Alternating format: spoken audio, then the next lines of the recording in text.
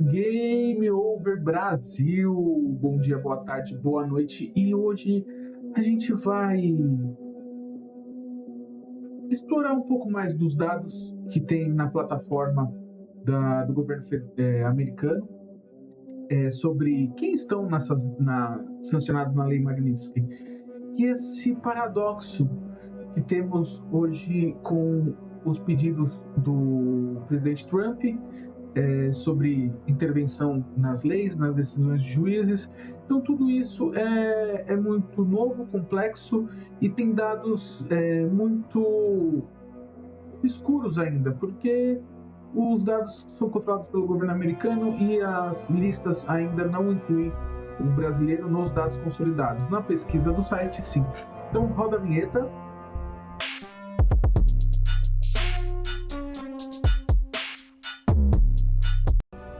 Vamos lá.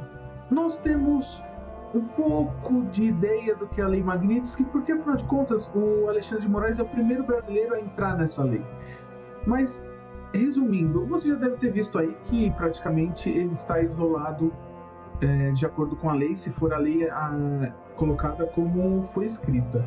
Então, ele não pode ter contas em bancos, não pode ter nenhuma vinculação com empresas americanas. Caso tivesse algum tipo de conta nos Estados Unidos, tinha sido tomado pelo governo, patrimônio, etc.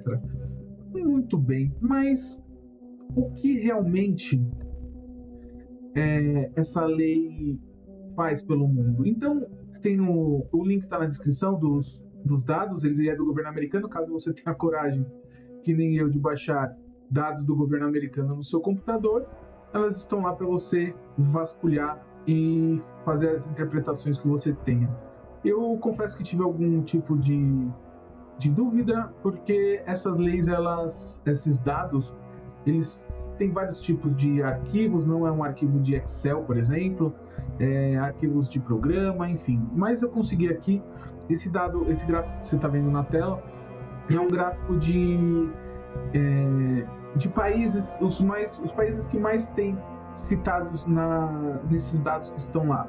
Lembrando que acho que ainda os dados não são atualizados, então o Brasil ainda não está lá nesses dados. Mas você vê esse parte diversos. O que são esses diversos? Esses diversos são instituições, são pessoas que não fazem parte de um país definido ou que não faz parte do sistema SWIFT.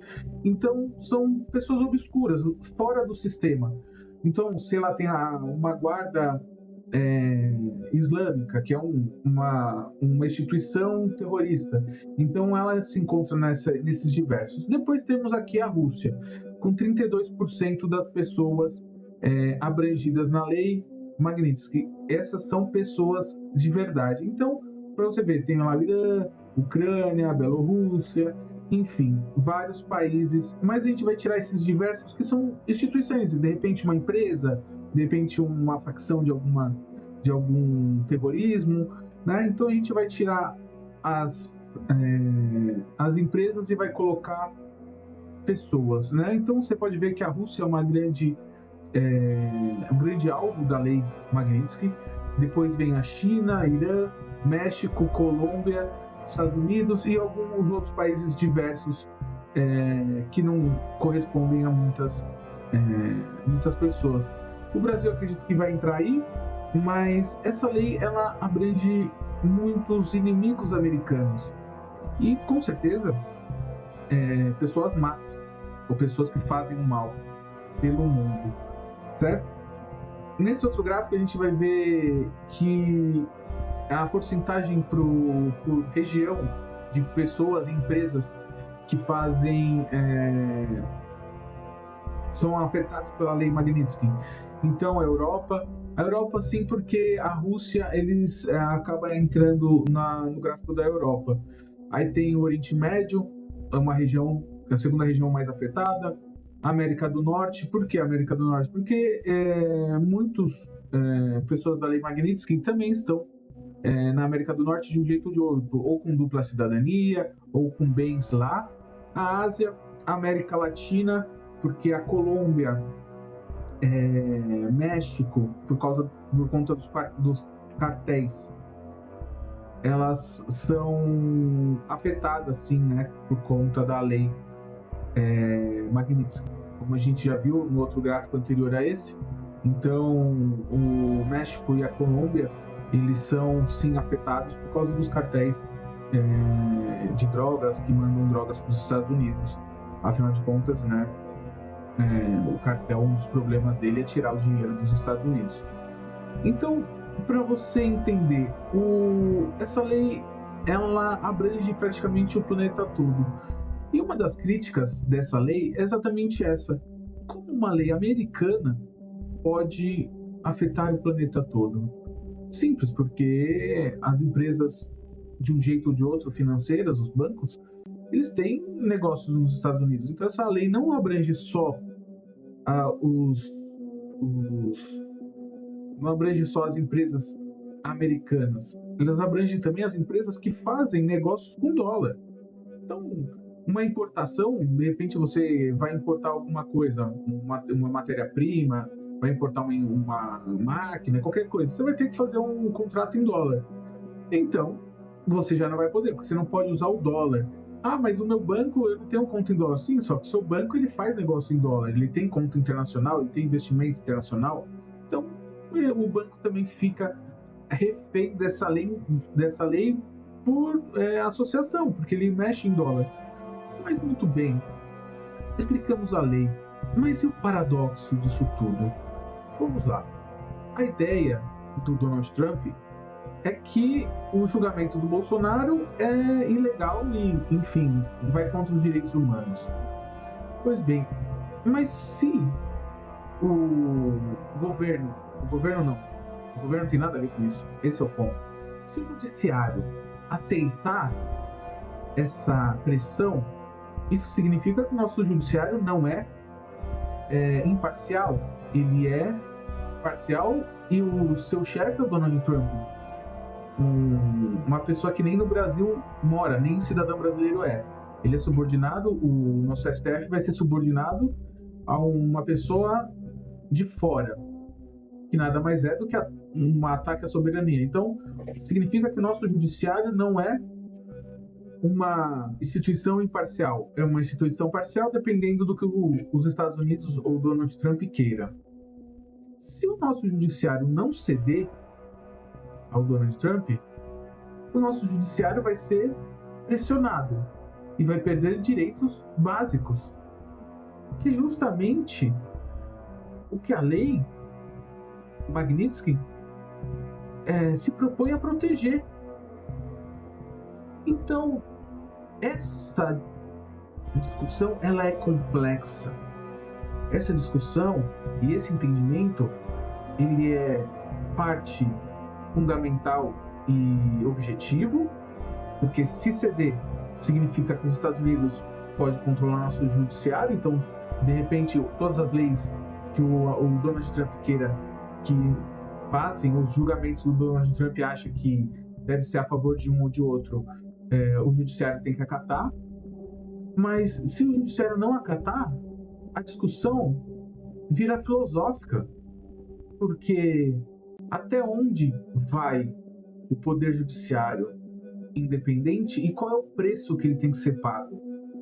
O preço é o que os Estados Unidos quer ou o preço é a verdade e a independência? Então, você veja, não é simples essa discussão, não é fácil essa discussão.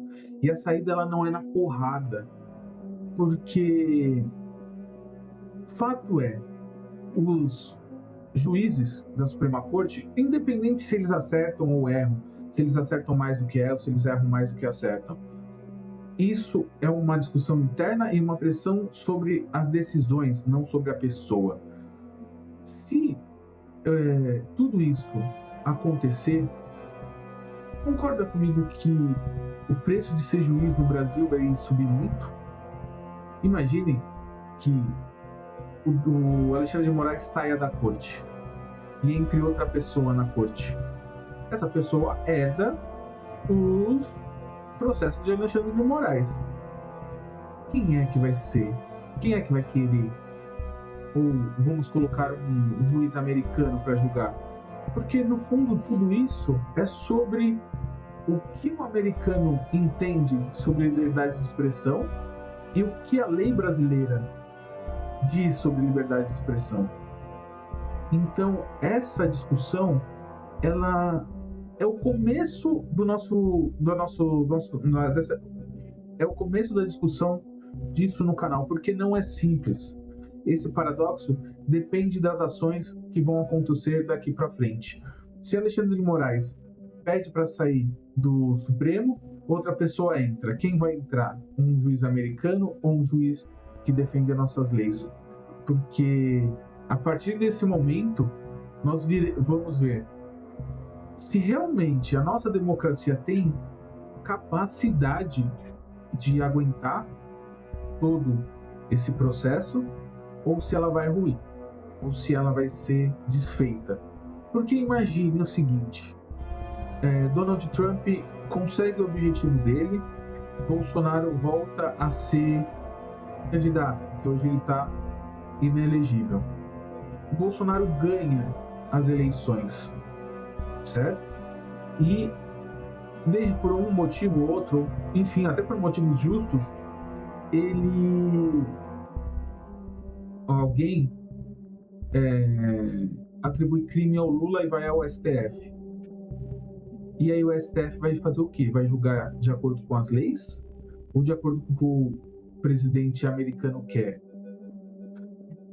Então, se deputados da oposição começarem a atacar o presidente que está no poder e por notícias falsas, raramente falsas, mas agrade ao presidente Trump, essas pessoas não vão ser condenadas? E se em casos de corrupção a pessoa que cometeu o crime for amiga do presidente Trump, essa pessoa não vai ser condenada? Então, entenda, levanta tantas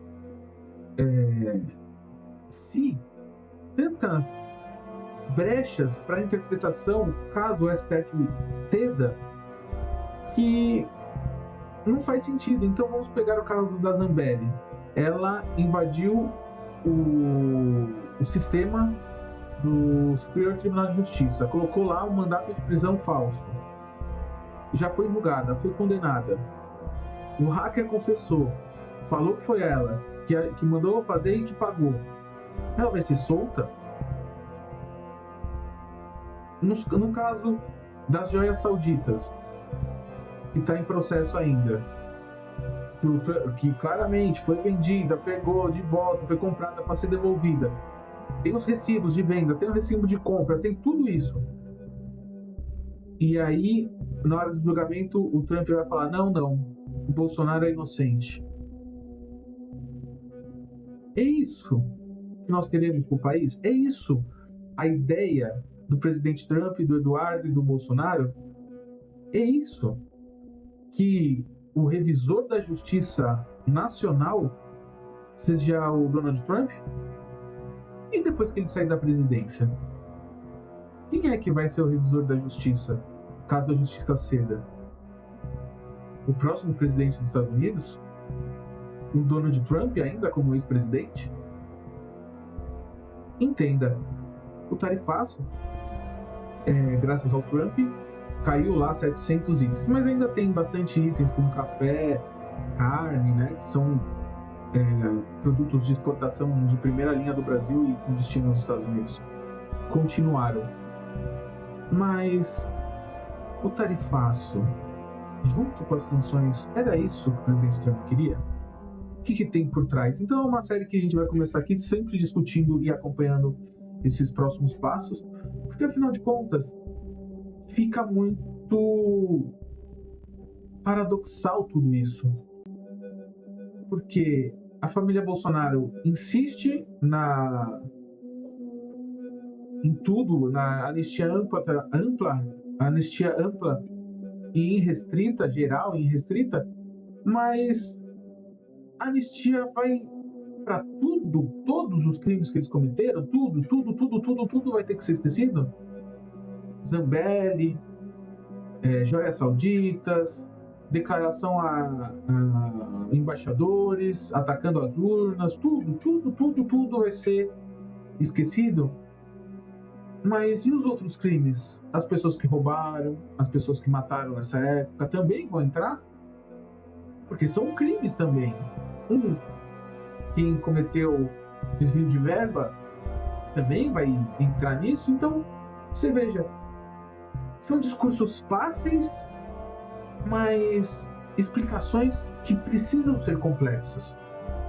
O Donald Trump claramente está tentando interferir no judiciário, e se ele conseguir, daqui para frente, ele que vai definir quem é preso, todas as decisões do judiciário vão ser submetidas a ele. Afinal de contas, de repente vem uma outra decisão que prejudique alguém que ele goste aqui no Brasil, sei lá, um namorado, um puxa-saco, um bebê chorão, e aí ele vai de novo, caiu em outro juiz, lei Magnitsky no outro juiz, e aí o outro juiz tem que ceder. Então, fecha a Suprema Corte, chama o Donald Trump e manda para ele decidir tudo o que ele quiser. Ou não é isso que se parece? Ou isso é muito radical? Ou isso não é lógico? Então, como o Donald Trump tem a Suprema Corte do Brasil, ela já cedeu uma vez, então eu vou entrar com processos contra inimigos políticos meus, e ligo pro Trumpão e falo, caiu no ministro tal. Ele vai decidir ao contrário do que eu quero, porque a minha acusação foi infundada. Dá pra você dar uma lei Magnitsky nele, pra ele decidir a meu favor? Ou não? É só sobre as Big Techs? Então é muito ainda paradoxal. Teremos que esperar os próximos capítulos.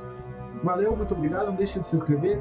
Se quiser algum tema, algum artigo, muito obrigado. O link para as informações do governo federal americano sobre a lei Magnitsky estão nas descrições. Se você for maluco que nem eu e baixou lá mais de 10 arquivos das leis, fique à vontade.